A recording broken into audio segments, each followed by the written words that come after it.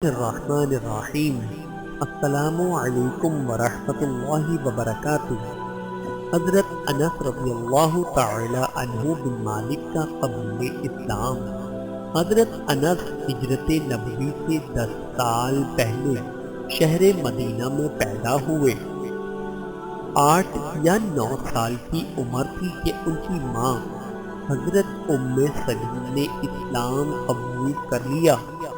ان کے والد بیوی سے ناراض ہو کر ملک شام چلے گئے اور وہیں انتقال ہو گیا۔ ماں نے دوسرا نکاح ابو طلحہ سے کر لیا، جن کا شمار قبیلہ خزرج کے مقبول اشخاص میں تھا، اور اپنے ساتھ حضرت انا کو ابو طلحہ کے گھر لے گئیں۔ حضرت انس نے انہی کے گھر میں پرورش پائی۔ اسلام سے پہلے عربوں کی جہالت کا یہ نقشہ تھا کہ باپ ابو طلحہ کی صحبت میں جب شراب کا دور چلتا تو بیٹا انس ساقی گرید کرتا۔ وہ پہلے دوسروں کو پلاتے اور بعد میں خود پیتے تھے، اور اس 10 سالہ بچے کو روکنے والا کوئی نہیں تھا۔ حضرت انس کا نام ان کے چچا انس بن نضر کے نام پر رکھا گیا تھا، لیکن کنیت نہ تھی۔ وہ حضور نے تجویز فرمائی۔ انس ایک خاص قسم کی سبزی جس کا نام حمزہ تھا چنا کرتے تھے۔ حضور نے اسی مناسبت سے ان کی کنیت ابو حمزہ پسند فرمائی۔ حضرت انس کی عمر 8 یا 9 سال کی تھی کہ مدینہ میں اسلام کی صدا بلند ہوئی۔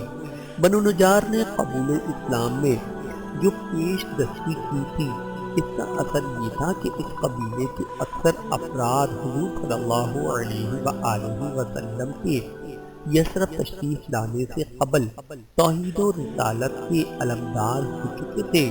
حضرت انس کی والدہ ام سلیم نے بھی عقبہ ثانیہ سے پہلے دین اسلام اختیار کر لیا تھا، اور جیسا کہ اوپر گزر چکا ہے کہ ان کے والد بت پرست ہونے کی وجہ سے بیوی کے اسلام پر برہم ہوئے اور ملک شام چلے گئے تھے۔